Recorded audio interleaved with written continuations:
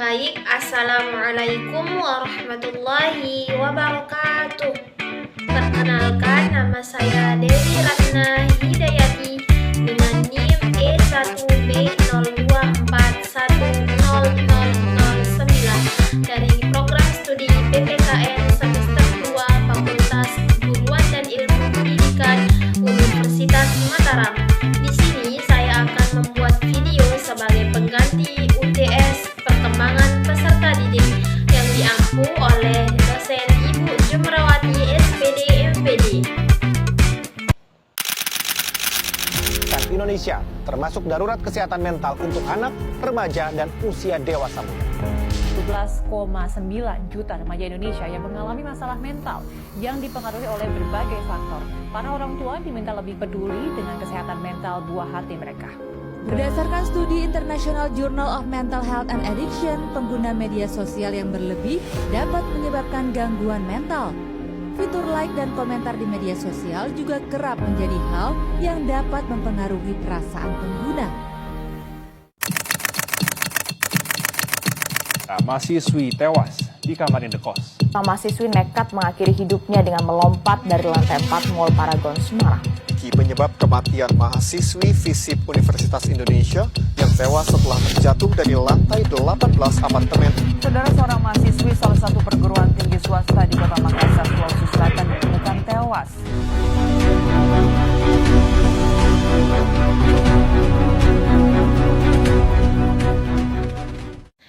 Setelah kita melihat video cuplikan berita tadi, bisa kita simpulkan bahwa kesehatan mental remaja atau peserta didik yang dialami di Indonesia sangat meningkat signifikan seiring berkembangnya teknologi informasi yang terjadi saat ini.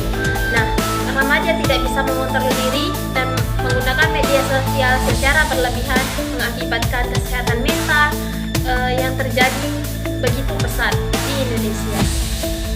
Seiring dengan perkembangan zaman dan teknologi informasi yang begitu pesat dan canggih saat ini, remaja atau yang sering disebut dengan Gen Z tidak bisa mengontrol diri, seolah-olah mereka terbawa arus oleh media sosial tersebut dan mereka tidak bisa menggunakannya dengan efektif dan bijak.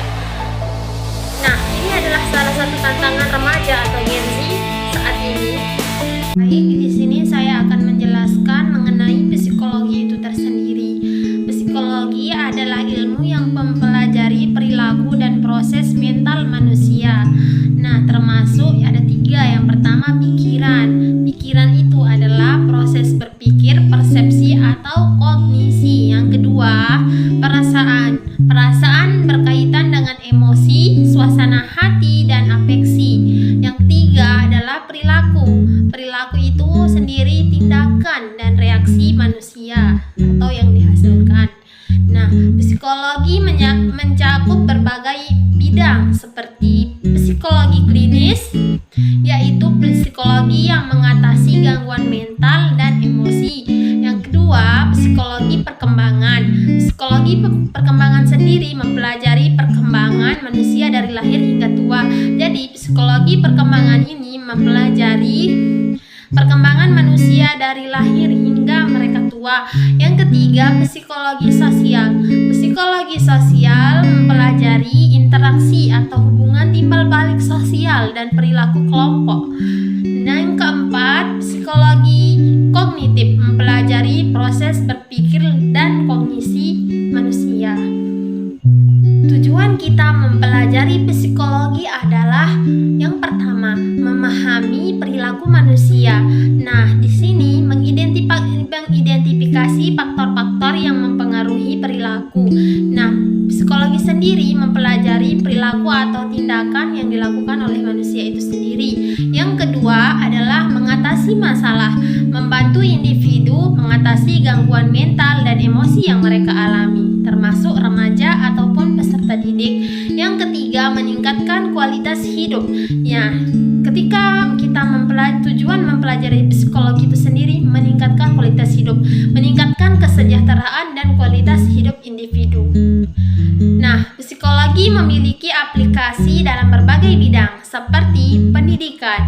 Pendidikan di sini meningkatkan proses belajar dan mengajar. Yang kedua, kesehatan mental. Kesehatan mental ini mengatasi gangguan mental dan emosi dari remaja atau manusia. Yang ketiga, organisasi. Organisasi di sini meningkatkan kinerja dan kepuasan kerja yang dihasilkan oleh individu itu sendiri. Adapun dampak psikologi remaja atau peserta didik terhadap media sosial ada dua, yaitu dampak positif dan dampak negatif. Dampak positif di sini adalah dampak yang memberikan pengaruh baik terhadap perkembangan mereka. Yang diantaranya satu, koneksi sosial, mereka bisa menjelajahi teman melalui sosial media.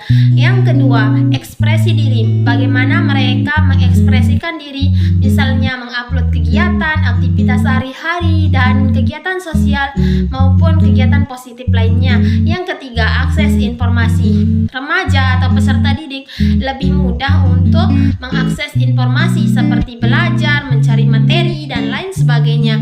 Nah, adapun dampak yang kedua yaitu dampak negatif, dampak yang buruk yang mereka terima dari dampak media sosial itu sendiri. Yang pertama, perbandingan sosial.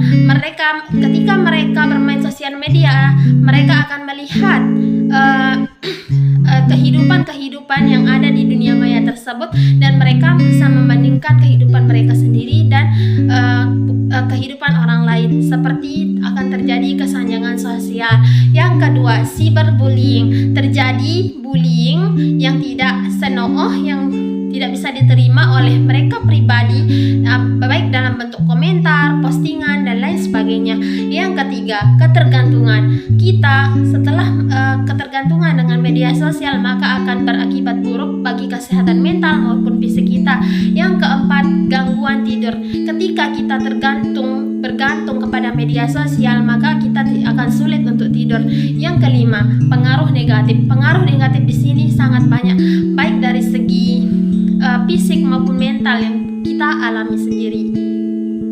Adapun solusi untuk menangani dampak media sosial terhadap perkembangan psikologis remaja atau peserta didik. Yang pertama, pengaturan waktu.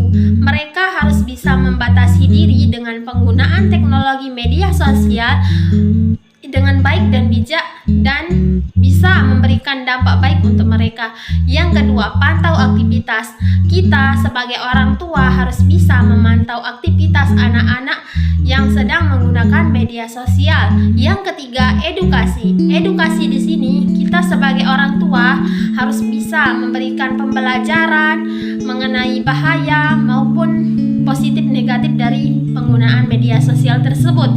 Yang keempat, aktivitas online. Aktivitas online di sini kita harus bisa mendorong dan memotivasi anak-anak atau remaja berkegiatan secara langsung untuk mengurangi penggunaan media sosial yang akan berakibat dampak bagi kesehatan mental dan tingkat depresinya. Mungkin hanya itu yang bisa saya sampaikan. Semoga bermanfaat teman-teman. Sekian, wassalamualaikum warahmatullahi wabarakatuh. Bye bye.